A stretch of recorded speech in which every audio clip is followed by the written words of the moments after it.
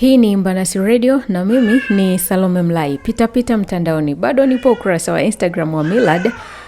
Chama cha Demokrasia na Maendeleo Chadema kimesema kitafungua kesi ya kudai fidia ya shilingi bilioni 100 dhidi ya mawakili wa Said Issa Mohamed na wenzake.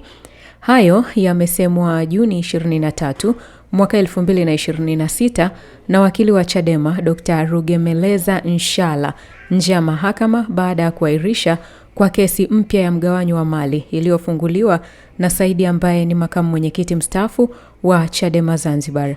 Wakili Nshala amesema hatua hiyo inatokana na hasara ambayo Chadema imeipata kufuatia mchakato uliosababisha changamoto ya kesi ya awali ya mgawanyiko wa mali ambayo ilifutwa na Mahakama Kuu ya Tanzania masjala ndogo ya Dar es Salaam.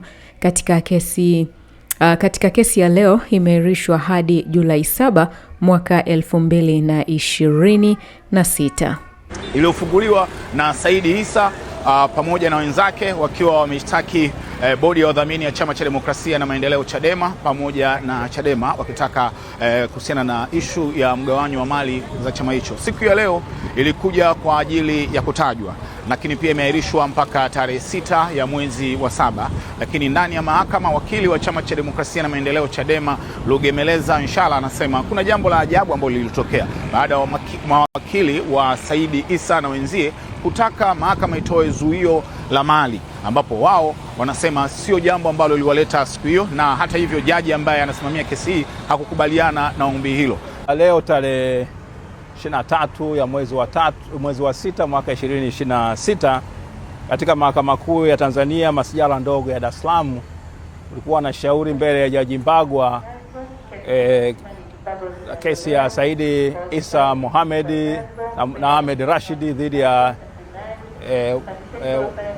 bodi ya wadhamini wa Chama cha Demokrasia na Maendeleo na katibu mkuu wa Chama cha Demokrasia na Maendeleo.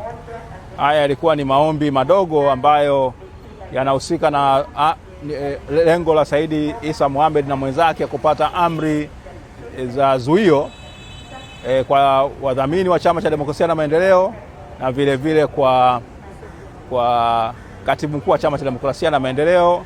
Wanarudia yale ambayo walikuwa wameomba mwaka jana, kwanza kuzuia matumizi ya mali za chama, ofisi, magari, vifaa vyote vya chama, na pili kumzuia katibu mkuu na wote ambao wanafanya kazi chini yake kujihusisha na shughuli za siasa.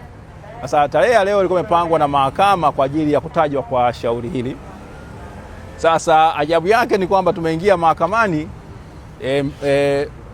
mawakili wa upande wa waleta maombi walikuwepo na sisi tulikuwepo upande wa wajibu maombi, lakini wenzetu wakataka kuchomekea kwamba hati hatujaleta kiapo pinzani, na ambacho kwa hiyo kwa maana hiyo kwamba basi wasikilizwe na wapewe amri za zuio zote mbili, kuzuia matumizi ya mali na vile vile kuzuia katibu mkuu na wote ambao wako chini yake kujihusisha na shughuli za kisiasa.